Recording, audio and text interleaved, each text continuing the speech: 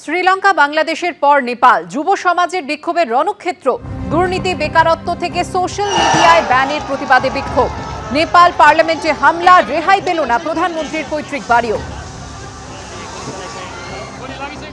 দামাক এলাকায় প্রধানমন্ত্রীর পৈতৃক বাড়িতেও আছড়ে পড়ল জনরোষ। বিক্ষোভকারীদের নিয়ন্ত্রণে আনতে না পেরে গুলি চালালো নেপাল পুলিশ।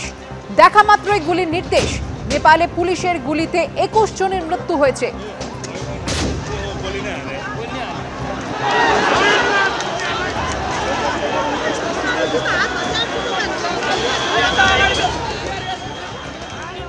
ছাত্র যুবদের আন্দোলনে উত্তাল নেপালের রাজধানী কাঠমান্ডু। লাফিয়ে লাফিয়ে বাড়ছে মৃতের সংখ্যা। নেপালের প্রধানমন্ত্রী কেপি শর্মা ওলির নেতৃত্বাধীন সরকার সম্প্রতি 26টি সোশ্যাল মিডিয়া প্ল্যাটফর্মের উপর নিষেধাজ্ঞা জারি করে। এরপরই বিক্ষোভ দানা বাঁধতে শুরু করে। আন্দোলনকারীদের দাবি, এই নিষেধাজ্ঞা আদতে সোশ্যাল মিডিয়ায় নয়, দুর্নীতির বিরুদ্ধে সাধারণ মানুষের কণ্ঠ রোধ করতে চাইছে সরকার। ছাত্র যুবদের আন্দোলনে উত্তাল আরও এক প্রতিবেশী রাষ্ট্র। এবার হিমালয়ের কোলে ছোট্ট দেশ নেপাল। সেখানে এখন অগ্নিগর্ভ পরিস্থিতি। আন্দোলনকারী পুলিশ, খণ্ডযুদ্ধ, লাফিয়ে লাফিয়ে বাড়ছে মৃতের সংখ্যা। রাজপথে শুধুই কালো মাথার ভিড়, যাদের একাংশের পরনে স্কুল কলেজের ইউনিফর্ম, মুখে মুখে স্লোগান। কারুর হাতে দেশের জাতীয় পতাকা, কারুর হাতে থাকা প্ল্যাকার্ডে লেখা ইউথ এগেইনস্ট করাপশন। নেপালের প্রধানমন্ত্রী কেপি শর্মা ওলির নেতৃত্বাধীন সরকার সম্প্রতি ফেসবুক, হোয়াটসঅ্যাপ, এক্স হ্যান্ডেল সহ 26টি সোশ্যাল মিডিয়া প্ল্যাটফর্মের ওপর নিষেধাজ্ঞা জারি করে। এরপরই বিক্ষোভ দানা বাঁধতে শুরু করে। সোমবার পরিস্থিতি চরমে ওঠে। আন্দোলনকারীদের দাবি, এই নিষেধাজ্ঞা আদতে সোশ্যাল মিডিয়ায় নয়, দুর্নীতির বিরুদ্ধে সাধারণ মানুষের কণ্ঠরোধ করতে চাইছে সরকার। हमारा आंदोलन का मुख्य उद्देश्य ये है कि सरकार बहुत करप्ट है और करप्ट इतना हो गया कि फाइनली आके सोशल मीडिया भी बंद कर दिया। सोशल मीडिया एक ऐसा प्लेटफॉर्म था कि जहां हम अपने बात रख सकते थे, और सरकार का अब भ्रष्ट होता है वो सोशल मीडिया बंद कर दिया। इसके आवाज विरुद्ध में युवा जाग गए। সোমবার সকালে রাজধানী কাঠমান্ডুর বানেশ্বর এলাকায় বিক্ষোভ শুরু হয়। পাল্টা দমনপীড়ন শুরু করে নেপাল সরকার। এরই মধ্যে পুলিশের ব্যারিকেড ভেঙে নেপালের সংসদে ঢুকে পড়েন আন্দোলনকারীদের একাংশ। প্রতিবাদীদের দমন করতে গুলি ছোড়ে পুলিশ।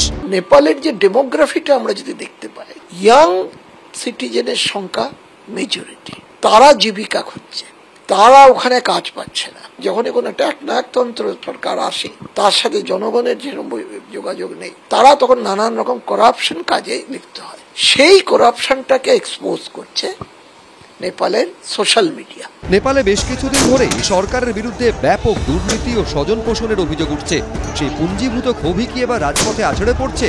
সোমবার সংসদ ভবনেও ভাঙচুর চালানো হয়। চলতে থাকে মুহুর্মুহু ইট বৃষ্টি। উপড়ে ফেলা হয় সংসদ ভবনের স্টিলের বেড়া। সংসদ ভবনের একাংশে আগুন লাগিয়ে দেন আন্দোলনকারীরা। পুলিশ ভ্যানের মাথায় প্ল্যাকার্ড ও দেশের পতাকা হাতে উঠে পড়েন এক আন্দোলনকারী। এই পরিস্থিতিতে সাফাইয়ের সুর শোনা গেছে প্রধানমন্ত্রী কেপি ওলির গলায়। তার দফতর থেকে একটি বিবৃতিতে বলা হয়েছে, আমরা সোশ্যাল মিডিয়া প্ল্যাটফর্মের বিরুদ্ধে নই, আমরা আইন শৃঙ্খলা লঙ্ঘন, অহংকার এবং আমাদের দেশের অপমানের বিরুদ্ধে। 1 বছর ধরে আমরা সোশ্যাল নেটওয়ার্কগুলিকে রেজিস্ট্রেশন করতে, কর দিতে এবং নেপালের আইনের অধীনে জবাবদিহি করতে বলেছি। তাদের উত্তর ছিল, আমরা তোমাদের সংবিধান জানি না।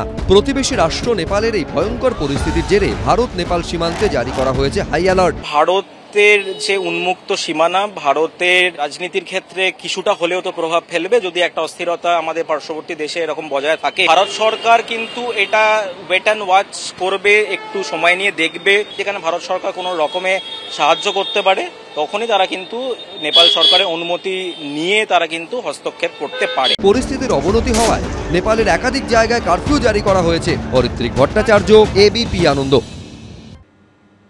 সুপ্রিম কোর্টে শেষ হলো ডিএ মামলার শুনানি। রাজ্য সরকার এবং রাজ্য সরকারি কর্মচারীদের 3 সপ্তাহের মধ্যে তাদের লিখিত বক্তব্য জমা দিতে বলল সর্বোচ্চ আদালত। রাজ্য সরকারের কর্মচারীরা এখন ডিএ পান 18% হারে, অর্থাৎ এখনও কেন্দ্র রাজ্যের মধ্যে ডিএর ফারাক 37%। বকেয়া ডিএ কি পাবেন পশ্চিমবঙ্গ সরকারের কর্মীরা? আদালতের রায়ের দিকে এখন সবার নজর। সুপ্রিম কোর্টে শেষ হলো ডিএ মামলার শুনানি। রাজ্য সরকার এবং রাজ্য সরকারি কর্মচারীদের 3 সপ্তাহের মধ্যে তাদের লিখিত বক্তব্য জমা দিতে বলল সর্বোচ্চ আদালত। এই নির্দেশ দিয়ে রায়দান স্থগিত রাখল সুপ্রিম কোর্টের বিচারপতি সঞ্জয় করোল ও প্রশান্ত কুমার মিশ্রর বেঞ্চ। ডিএ মামলার শুনানিতে সোমবার রাজ্য সরকারের বক্তব্য শুনতে চায় সুপ্রিম কোর্ট। রাজ্য সরকারের তরফে আইনজীবী কপিল সিব্বল বলেন, যদি কেন্দ্রীয় হারে ডিএ দেওয়ার কোনো আইন থাকে তাহলে আলাদা বিষয়। রাজ্য সরকারের কেন্দ্রীয় হারে ডিএ দেওয়ার কোনো আইন নেই।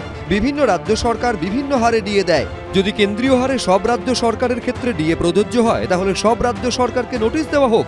আমাদের মানতে হলে সব রাজ্য সরকারকেই মানতে হবে।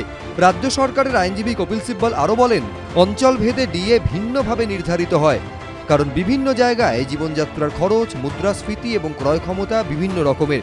রাজ্য সরকারি কর্মচারীরা যে সুবিধে পাচ্ছেন, হয়তো কেন্দ্রীয় সরকারি কর্মচারীরা সেই সুবিধে পাচ্ছেন না। অবশেষে আজকে খুশি যে সমস্ত প্রক্রিয়াটা শেষ হলো। 2 সপ্তাহের মধ্যে সরকারকে কম্পাইলেশন করে অনেকগুলো তারা রিটেন নোট অফ সাবমিশন জমা করেছেন, সেগুলোকে সব কম্পাইল করে একটা দিতে হবে। আমাদের পক্ষ থেকেও সেটা জমা হবে। 3 সপ্তাহ পরে মধ্যে প্রক্রিয়া শেষ হবে, তারপরে রায়দান হবে। আশা করি যে রায়দানও খুব তাড়াতাড়ির মধ্যেই হবে। আজকে ফার্স্ট উইক, আশা করছি অক্টোবরের ফার্স্ট উইকের মধ্যেই হয়তো বা সেকেন্ড উইক হয়তো যাবে, তার মধ্যেই রায়দান হবে।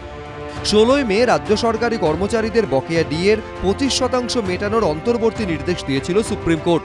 সেদিন সওয়াল জবাবে রাজ্য সরকারের তরফে প্রবল আপত্তি জানিয়ে বলা হয়, বকেয়া ডিএ মেটাতে গেলে বিপুল পরিমাণ টাকার প্রয়োজন হবে, রাজ্য সরকারের কোমর ভেঙে যাবে। এরপর সুপ্রিম কোর্টের অন্তর্বর্তীকালীন নির্দেশে বলা হয়, 2009 সালের 1 জুলাই থেকে 2015-র 31 ডিসেম্বর পর্যন্ত বকেয়া ডিএর 25% মেটাতে হবে রাজ্য সরকারকে। কিন্তু বকেয়া মহার্ঘ ভাতা মেটাতে আরও 6 মাস সময় চেয়ে সর্বোচ্চ আদালতে আবেদন করে রাজ্য সরকার। সোমবার মামলাকারীদের তরফে আইনজীবী বিকাশ রঞ্জন ভট্টাচার্য বলেন, বিভিন্ন রাজ্যের নিয়ম ভিন্ন। বাংলার নিয়ম ছত্তিশগড়ের জন্য প্রযোজ্য নয়। পশ্চিমবঙ্গ 2010 সাল পর্যন্ত নিজস্ব নিয়ম অনুসরণ করেছে। এরপর 2010 সালের নীতি থেকে সরে আসে রাজ্য সরকার। সেই সময় রাজ্য সরকার যে নিয়ম মেনে চলত, এখন তা অনুসরণ করা হয় না। ট্রাইব্যুনাল এবং হাইকোর্ট আমাদের যুক্তি সমর্থন করেছে। আমার স্টেটে দিয়ে আমি পাবো, সেখানে ছত্তিশগড় কি পাবে তা নিয়ে আমার মাথা ব্যথা কি।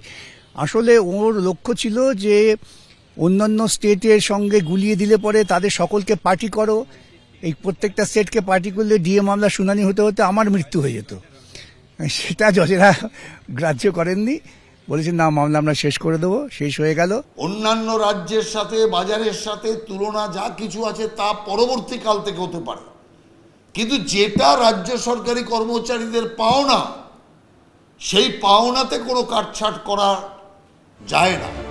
রাজ্য সরকারি কর্মচারীরা এখন ডিএ পান 18% হারে, অর্থাৎ এখনো কেন্দ্র রাজ্যের মধ্যে ডিএর ফারাক 37%। রাজ্য সরকারের যা অবস্থান বা রাজ্য সরকারের যা বক্তব্য, সেগুলি রাজ্য সরকারের আইনজীবীরা সুপ্রিম কোর্টের সামনে তুলে ধরেছেন। ফলে রাজ্য সরকারের যা বক্তব্য যে সুপ্রিম কোর্টকে যদি একটা কোনো গাইডলাইন দিতে হয় তাহলে তো সব রাজ্যকে সেটা মানতে হবে। আবার এখানে যেমন সরকার একটা পেনশন দেন, আবার অনেক রাজ্য আছে সেখানে সরকারি কর্মীরা পেনশন পান না, এরকম নানা রকম বিষয় আছে। তো ফলে এটা আপাতত আদালতের বিষয়, আদালত কি সিদ্ধান্ত নেয় সেটা দেখা যাক। বকেয়া ডিএ কি পাবেন পশ্চিমবঙ্গ সরকারের কর্মীরা? উত্তর পাওয়া যাবে পুজোর পর। বিজেন্দ্র সিংহ, অনির্বাণ বিশ্বাস, সৌভিক মজুমদার, এবিপি আনন্দ।